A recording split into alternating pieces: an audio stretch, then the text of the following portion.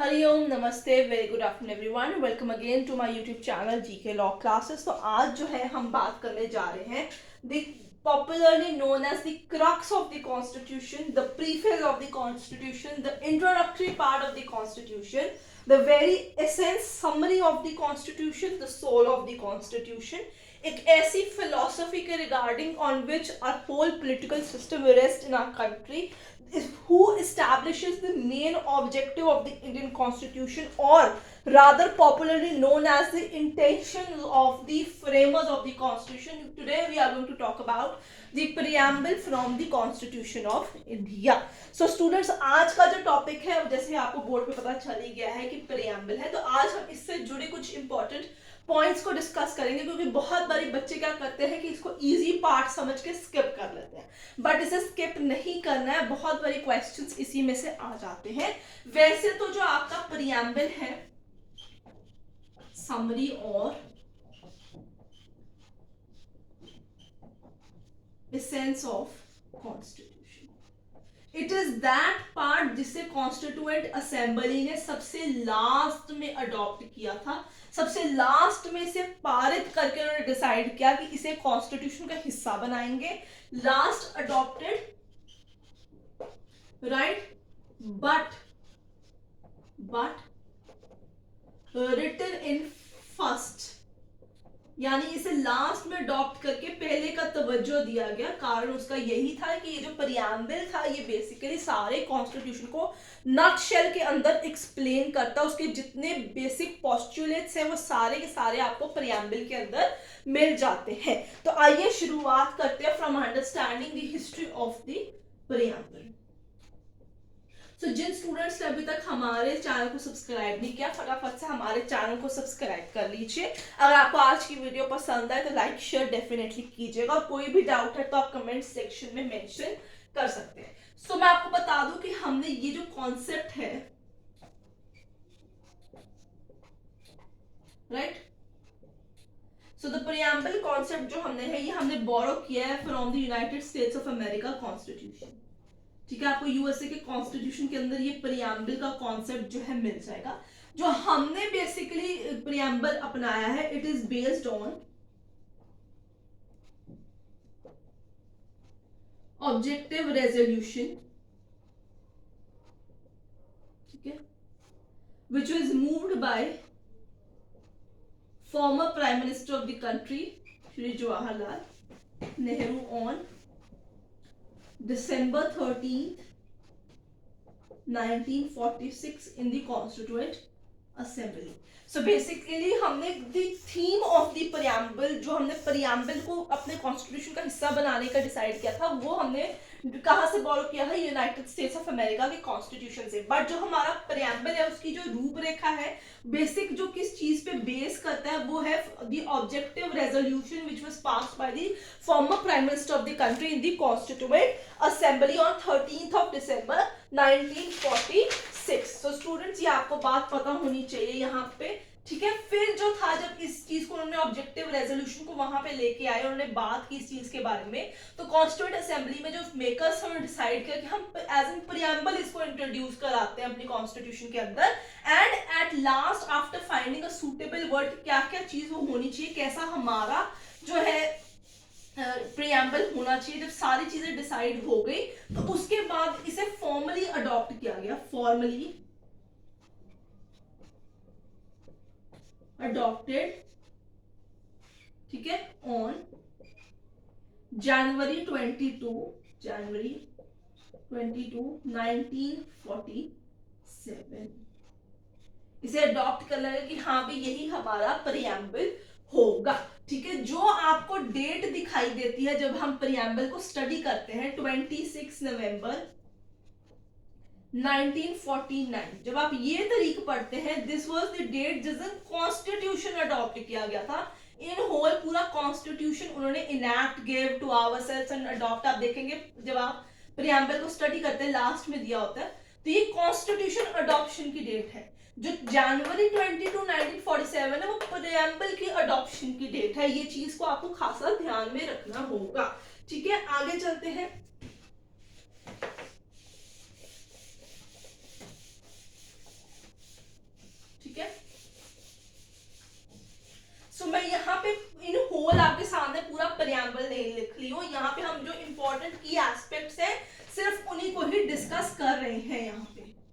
right? So key aspects of preamble is only being discussed here. It applies to the all citizens of India. ठीक है. Next important यहाँ पे आपका aspect रहेगा, it is non enforceable, यानी court में जाके आप इसको लागू नहीं करा सकते, आप इस पे चैलेंजिंग कोई भी नहीं कर सकते. It is non enforceable, non justiciable in the eyes of law, but interpretations के बिहाफ से जब आपको कोई भी चीज इंटरप्रेट करनी, खासकर आपको कॉन्स्टिट्यूशन इंटरप्रेट करना है, तो इंटरप्रिटेशन के लिहाज से it is very important. So it is essential for the interpretation of the constitution. Constitution के कोई भी अगर आपने आर्टिकल को समझ रहे, कहीं पे डाउट है, तो कोर्ट हमेशा किसको तवज्जो देते हैं, प्रियम्बल को ही देते हैं, उसी की लाइट के अंदर ही कॉन्स्टिट्यूशन के उस पर्टिकुलर आर्टिकल को जो है अंडरस्टैंड किया जाता है. आगे चलते हैं, बढ़ते हैं. The source of authority.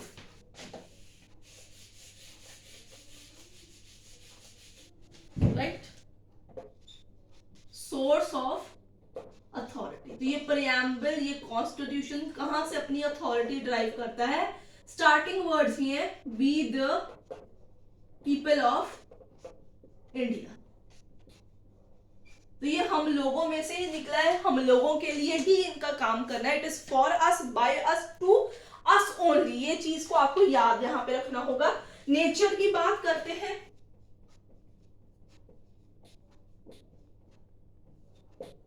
ठीक है, what is the nature of the preamble? तो आप लोगों को पता होगा कि sovereign, socialist, secular, democratic, Republic, ये चारों की चारों चीजें ही नेचर ऑफ प्रियम्बल कॉन्स्टिट्यूट करती हैं.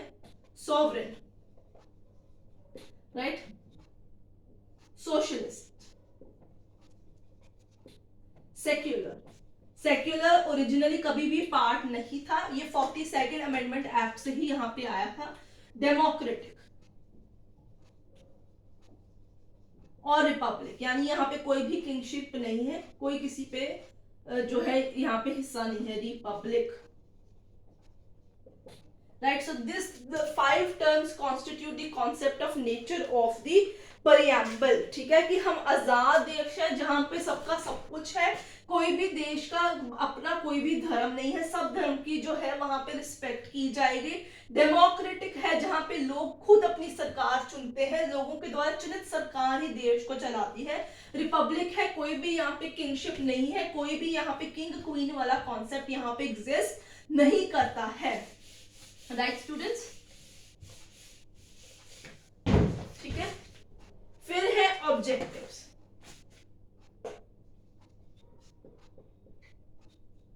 ठीक है, ऑब्जेक्टिव्स ऑफ द प्रियम्बल क्या है? सबसे पहले ऑब्जेक्टिव आता है जस्टिस, न्याय. न्याय भी 3 तरीके की यहाँ बात की गई है. सबसे पहले आपसे बात की गई है पॉलिटिकल न्याय की, फिर आपसे बात की गई है सोशल वाले की, और फिर आपसे बात की गई है इकोनॉमिक यानी आर्थिक न्याय की यहाँ पे बात की गई है. पॉलिटिकल न्याय मतलब है कि राइट टू वोट आपके पास है, अडल्ट सफरेज का राइट यहाँ पे दिया गया कि अगर आप 18 साल उसके ऊपर है तो आपको राइट है कि आप अपनी सरकार जो है चुन सकते हैं. फिर आती है आपके पास सोशल जस्टिस. सोशल जस्टिस के तहत आपके पास जो है आर्टिकल 15, 17, 18 यहाँ पे दिया हुआ है कि छूतछात नहीं है, सारे पब्लिक अदालत सब लोगों के लिए, हर धर्म के लिए, हर जात के लिए यहाँ पे खुले हुए हैं. फिर है आर्थिक जस्टिस. यहाँ पे आर्थिक जस्टिस आपको फंडामेंटल राइट में नहीं बल्कि डीपीएसपी के कॉन्सेप्ट में दिख जाएगा, जहाँ पे उन्होंने बात की गई है हर तरीके से कि इक्वल रेम्यूनरेशन होना चाहिए, जो कॉन्सेंट्रेशन ऑफ वेल्थ है वो किसी एक के हाथ में नहीं होनी चाहिए. ऐसे सारे पॉइंट्स के बारे में वहां पे आपको डीपीएसपी के अंदर मिल जाएगा. तो आप देख रहे हैं कि अलग अलग fundamental rights, directive principle of state policies, ऐसे अलग अलग टाइम के ऊपर जो है यहाँ पे प्रियम्बल के अंदर आपको हर चीज मिल जाएगी. कहीं ना कहीं छोटे छोटे पॉइंट्स ऐसे हैं जो सिर्फ कॉन्स्टिट्यूशन को ही यहाँ पे एक्सप्लेन कर रहे हैं. आगे चलेंगे. लिबर्टी. लिबर्टी हम किन चीजों की? अभी थॉट की. आपके पास फंडामेंटल राइट के अंदर आपके पास ये चीज है कि आप सोच सकते हैं. एक्सप्रेशन है आपके पास, right to speech and expression 19(1)(a) है आपके पास. ठीक है. बिलीफ, ठीक है, आपको भगवान को मानना है कि नहीं मानना है. फेथ, किस में मानना है, कौन से गुरुओं में मानना है, यहाँ पे वो चीज है. वर्शिप 25 to 28 यहाँ पे आपको दिया गया हुआ है. तो कहीं ना कहीं अगेन वो आपको जो है छोटे छोटे एसेंशियल एलिमेंट ऑफ कॉन्स्टिट्यूशन यहाँ मिल जाएंगे, तभी इसे summary essence of the constitution के नाम से जाना जाता है। साथ साथ में मैं आपको एग्जाम्पल्स या आर्टिकल इसलिए बता रही हूँ ताकि आप लोग इसको प्रियम्बल जो अपना फर्स्ट पेज है बेयर एक्ट के ऊपर, वहां पे ही आप इसे मार्क कर लीजिए और उसको समझ लीजिए। इक्वालिटी,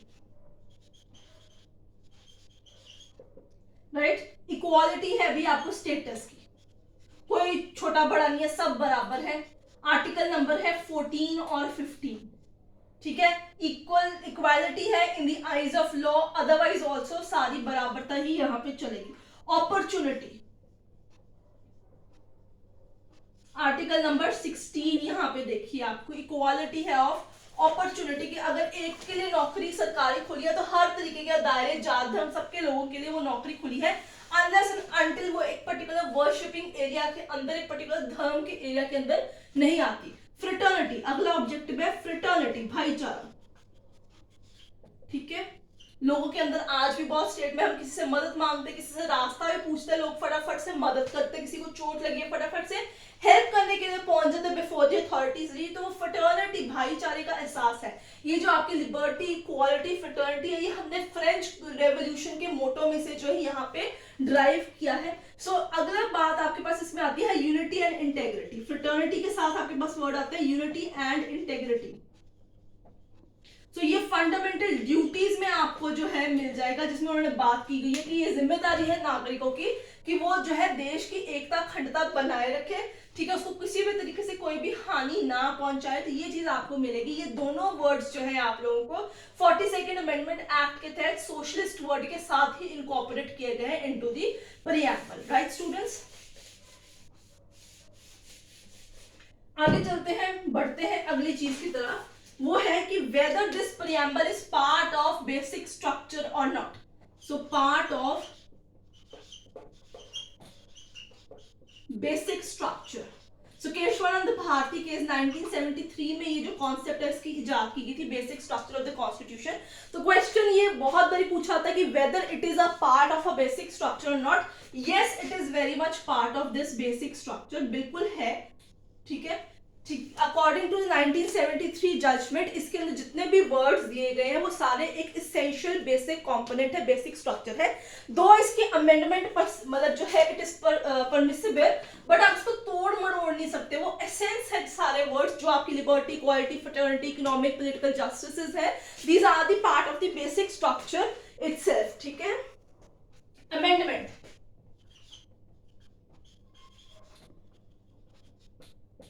अगला क्वेश्चन है अमेंडमेंट। यस, आप अमेंडमेंट कर सकते हैं। अभी तक जो है only one amendment has been done, ठीक है। 42nd अमेंडमेंट एक्ट 1976 जो है, 42nd अमेंडमेंट एक्ट 1976 जो है, इसे मिनी कॉन्स्टिट्यूशन ऑफ इंडिया के नाम से भी जाना जाता है। इसमें बहुत सारे आर्टिकल जो थी उसकी जो है उन लोगों ने यहाँ पे अमेंडमेंट किया। तो 42nd अमेंडमेंट एक्ट 1976 के तहत एक बारी अमेंडमेंट इसकी हो चुकी है, जिसमें यूनिटी, इंटेग्रिटी, जो आपके सेकुलर वर्ड है उसका इंट्रोडक्शन यहाँ पे दिया गया है। सो इंटेग्रिटी, सोशलिटी एंड सेकुलरिज्म ये वहां पे है। इनिशियली हमने सिर्फ सॉवरेन देखा था, डेमोक्रेटिक देखा था, रिपब्लिक देखा था, तीन ही नेचर देखे थे। बट जो आपके सेकुलर सोशलिस्ट वर्ड्स हैं, जो आपकी इंटेग्रिटी वर्ड है, वो यहां से आपके पास आई है। फिर हम बात करते हैं whether this is a part of a constitution और not. Last question which arrows,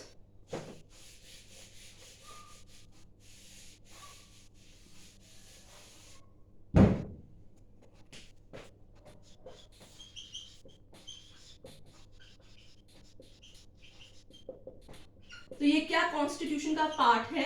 yes, it is very much part of the constitution. Re Berubari case एक ऐसा केस था 1960 का जिसने कहा था कि भाई नहीं, प्रीएम्बल जो है वो कॉन्स्टिट्यूशन ऑफ इंडिया का पार्ट नहीं है। But Kesavananda Bharati case 1973, LIC केस, SR बोमाई केस जो है, इन सारे केसेस ने यही चीज हम लोगों को बताई कि that preamble is definitely a part of the Indian constitution. उसी की लाइट के अंदर हम सारे कॉन्स्टिट्यूशन को इंटरप्रेट करते हैं।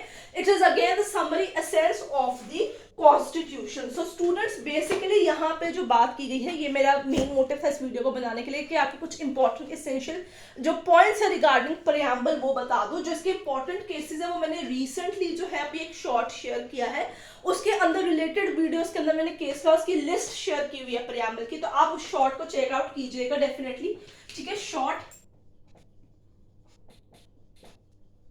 रिलेटेड वीडियो उसमें चेक कीजिएगा, वहां पे आपको सारे केसेस की लिस्ट मिल जाएगी, तो आप मेंशन कर सकते हैं। 3 केसेस के नाम तो मैंने यहाँ पे 3-4 के ले लिए, आप उनको पेन डाउन कर सकते हैं। So this is all about the preamble. अगर आपको कोई भी डाउट है आप कमेंट सेक्शन में मेंशन कर सकते हैं। वीडियो पसंद आई तो लाइक शेयर डेफिनेटली कीजिएगा। जिसने चैनल को सब्सक्राइब नहीं किया आज ही हमारे चैनल को सब्सक्राइब कर लीजिए।